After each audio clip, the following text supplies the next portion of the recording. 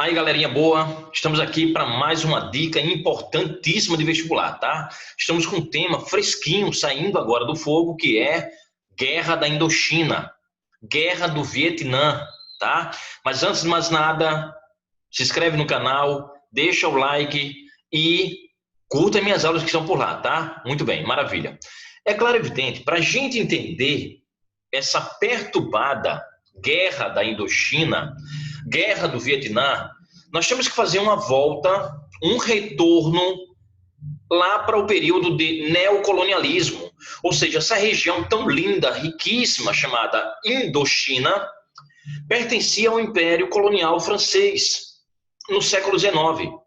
Quando chegou o século XX, a gente sabe muito bem que tanto França, Inglaterra, Alemanha, Portugal e Espanha começam a entrar em crise e o território começa a ser solto, começa aquela soltura, né? O processo de independência, principalmente após a Segunda Grande Guerra Mundial. As conferências de Yalta e Potsdam já previam a divisão de territórios lá na Ásia. A Indochina não era diferente. Então, com esta bipolaridade, começa já uma intenção notória dos dois maiores impérios em voga, o Império Americano Ocidental e o Império Soviético Oriental, de orientarem políticas dominantes, ideológicas e econômicas na região asiática. Tá? É claro, evidente que o americano cria a chamada ideia do cordão sanitário. Olha a dica aí, tá? O cordão sanitário para evitar que essa mancha vermelha, China, Mongólia, né? A Coreia já é uma nação, Coreia do Norte, vinculada ao comunismo, né? E a própria nação soviética se atrelasse, dominasse, tá? Pelo chamado efeito dominó toda esta região aí. Então, esta é a maior intenção, evitar que essa partezinha azul do mapa virasse toda vermelha, tá? Não esquece. Logicamente, a Indochina começa a se libertar do jugo francês. Durante a Segunda Guerra Mundial, a Indochina passou para as mãos japonesas. O Japão dominou uma gigante área australiana, até a Austrália caiu. Austrália, Filipinas, Indonésia, tá? A Manchúria, a China. Então, quase toda a Ásia passou para as mãos do Império Francês, japonês, né? Só que, é claro, acaba a guerra e o Império Francês tenta retornar, tem um trabalho enorme, gigante, entra em guerra com os colonos da Indochina, né? Tem até uma batalha fantástica, que também é um filme lindo, chamado Batalha de Dien Bien Phu, e, é claro, o Japão pediu pinico. A França, lutando contra os colonos, pediu pinico. É claro, evidente que os colonos entraram num acordo. Foi feita uma conferência, a Conferência de Genebra, de 54. E pela Conferência de Genebra, se liga na dica de vestibular, tá? O território da Indochina foi dividido em 3 pedaços. A contar, nasceu um país chamado Laos, um outro chamado Camboja, e, é claro, o problema que nós vamos ter que trabalhar agora, o Vietnã. Asterisco por quê? Porque o Vietnã ele foi dividido em 2, tá? A parte norte sob o domínio ideológico soviético chinês. A parte sul sob o domínio capitalista americano. E como eu já falei, para evitar o efeito dominó, os americanos começaram a aprontar malandragem total. Prometeram todo santo dia que olha como é fácil, plebiscito seria colocado em prática para que os vietnamitas escolhessem qual lado que eles queriam. Se eles queriam se aproximar do lado soviético ou que eles queriam uma bandeira somente americana para fincar no chão vietnamita e determinar o domínio. Essa tabela é importante. Olha bem com carinho, tá? A parte norte, domínio sino-soviético com um líder, o maior líder vietnamita, chamado Ho Chi Minh. A parte sul tem os americanos como os tutores, gerenciadores, e ali nós não temos um líder, nós temos um cara que foi colocado de goela dentro, chamado Ngo Dinh Diem. E o plebiscito nunca saía do papel. até que os vietnamitas perderam a paciência, se armaram e começaram a colocar dentro do Vietnã do Sul focos. É a chamada teoria do foquismo, não é a foca lutando com a outra foca, tá?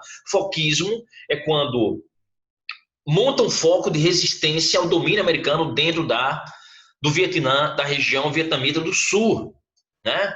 E aí, claro, os americanos começaram a ver isso com os maus olhos, essa influência do norte sobre o sul, e é claro, já começam as agressões de vietnamita contra vietnamita.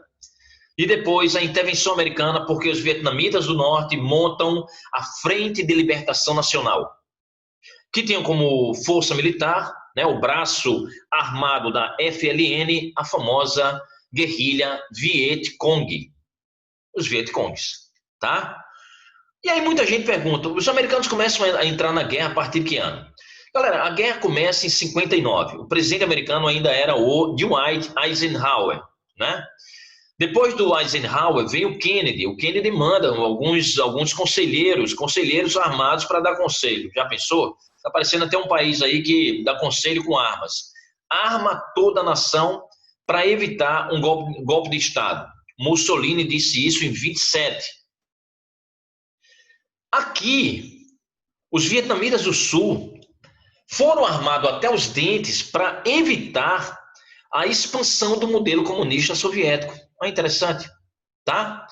E é claro, os americanos começam a mandar as primeiras tropas e numa guerra completamente absurda, monstruosa, em que só a morte ganhou, só a destruição ganhou, uma matança das maiores do século XX, nós temos o envio norte-americano, o envio de mais ou menos 500.000 de homens. 500.000, tá? E por que o Vietnã consegue vitórias inacreditáveis? Por que os americanos saem do salto? Quando é que tribunais julgarão os genocidas generais americanos? Porque os americanos começaram a perder batalhas enormes, grandes batalhas, né? E aí eles começam a pulverizar e incendiar florestas inteiras parecidas com a nossa aqui do estado do Amazonas, da nossa linda Manaus. Pulverizaram, tocaram fogo em tudo, inocentes, jovens, meninos, crianças, velhos, homens adultos foram assassinados sem ter nada a ver, nenhuma bandeira era defendida naquele momento por muitos vietnamitas, né? Nós temos aqui a foto que já foi cobrada no vestibular daqui da UEA, Universidade do Estado do Amazonas, já foi uma das primeiras questões, a foto da pequena Kim Phuc. Essa garota que está na foto toda despelando literalmente a pele, né? E esse avião americano pulverizando, lançando o agente laranja, que é cancerígeno. Assassinato, genocídio total, né? Essa garota já foi capa das provas do vestibular daqui e, claro, evidente, cobraram sobre a guerra do Vietnã. Certo, amores?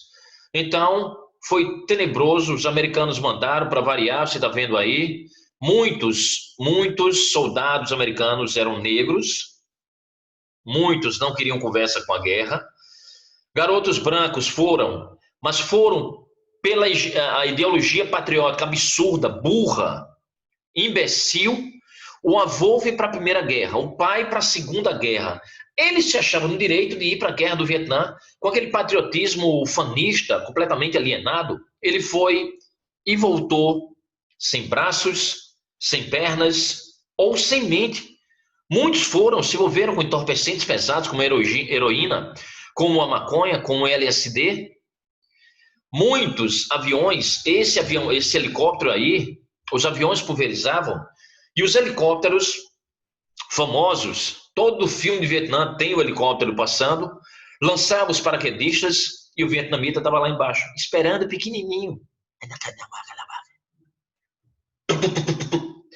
O americano vinha descendo no paraquedas e essa bala vinha subindo, camarada, imagine só, não faça a experiência, mas você vai descendo com paraquedas e a bala sobe. Não dá tempo nem pensar. Quando você desceu, o paraquedas já desceu sobre você e você já desceu morto. Tá? Então foi alucinação total. A arte de matar vietnamita, tenebrosa. O cara matou o francês, matou o japonês e agora está matando o americano. E o americano, claro, tentando matar de forma aleatória. Muitos americanos foram mortos também pulverizados, porque estavam lá embaixo na floresta, vale salientar. Pegaram câncer, voltaram para casa. Muitos soldados americanos voltaram com doenças, né? E aquela pergunta que todo ano alguém faz para mim, professor, mas por que que os Estados Unidos perdem para um pequenino país lá da Ásia, miserável, plantador de arroz? Fácil. Tá vendo a foto? Tá vendo as famosas armadilhas que eram colocadas em toda a floresta? Os grampos fincados. E quando você caía, caía não só em cima do grampo, mas o grampo também recheado de fezes. As razões são fáceis. Primeiro, desconhecimento do território. Se os Estados Unidos da América mandarem tropas para aqui, para Manaus, lutar no nosso território de floresta, eles vão sofrer pra caramba. Vão. A floresta lá é muito parecida com a nossa. Ela chove bastante, mas ela é muito quente. Ela é assustadoramente quente, né? Imagina o cara vem lá do estado de Wisconsin, né? Lá do norte, lá da região do estado de Washington, para lutar na guerra do Vietnã, num calor infernal de 40, 50 graus. O cara não vai aguentar. Segundo, a tática de guerrilha. Você não vai lutar, você é pequeno contra o grande, você vai lutar de frente. Então você se esconde na floresta, se esconde nas cidades, né? Usaram muitas garotas, prostitutas, meninas vietnamitas, para usarem esses homens, entorpeciam os homens, depois matavam os homens norte-americanos. Tem filmes incontáveis sobre o tema, aliás. Platoon, Nascido em 4 de Julho, Apocalypse Now, Forrest Gump, Kong, a Ilha da Caveira, né, que é lá no Vietnã também, não exatamente sobre a guerra, mas tem muito filme sobre isso, tá? E o interessante é que essa guerra foi televisionada. Sim, tá? Então, o outro filme lindo, espetacular, com Meryl Streep e o Tom Hanks, The Post, sobre as mentiras da mídia americana. Fake news não é de agora, não. Não, fake news existe desde o Egito, contra os hititas. É uma história famosa. Os romanos faziam fake news, os gregos fizeram fake news, tá? Tanta gente. Aqui não é diferente. Fake news. Os jornais americanos eram pagos pelo governo. Olha que lá também tem isso. Eram pagos pelo governo para noticiarem vitórias americanas mentirosas, falácias do governo. Quando tudo foi descoberto e começaram a revelar, a opinião pública americana, os jovens que voltavam também, muitos deficientes, sem braços, sem pernas, como eu já falei, iam para os protestos, principalmente a partir de 68, 69, né, o movimento hippie, o garoto que volta sem perspectiva, sem emprego, principalmente negro, mas também latinos e brancos, por que não? Né? E aí, claro, começa aquele protesto gigante em toda a América do Norte, protestos muito pacíficos, outros nem tanto, os Panteras Negras, por exemplo. Vamos fazer uma live especial sobre os Panteras, me pediram, uma aula eu vou publicar para vocês sobre os movimentos negros, desde do problema ali da abolição da emenda 13 com o presidente Lincoln, né, até a morte do negro, do ex-segurança assassinado George Floyd, né, e do Eric Garden também, tá? Então os negros têm uma vinculação, têm uma história íntima com essa maldita guerra do Vietnã. E é claro, tudo só foi possível graças ao apoio sino-soviético, um apoio primordial. Armas, logística, né, todo aquele aparato que a União Soviética e a China pôde transportar para os vietnamitas, eles transportaram, mas também para o Laos e para o Camboja, que era ali na fronteira. Certo, amores? Então, esta é a maldita guerra do Vietnã, que terminou para os norte-americanos em 73. Para o Vietnã, somente em 75. E para isso foi assinado um tratado, o famoso Tratado de Paris, no ano que eu nasci, há cerca de 45 anos atrás. Tá? Então, era isso. A pergunta sempre vem, mas e aí? O que é que nós temos como relevância? O que é que vem depois? O Vietnã se unifica sobre uma só bandeira vermelha, bandeira do comunismo, né? Bilhões e bilhões do governo americano foram dinheiro do contribuinte, dos impostos.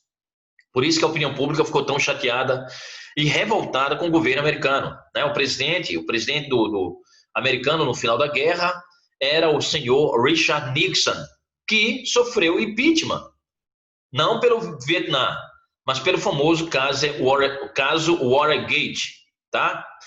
E a quantidade incalculável de mortos. Falam 1,5 milhão, 1,6 milhão, 2 milhões de mortos, mas a América também teve os seus mortos, os seus jovens, que vieram só a plaqueta.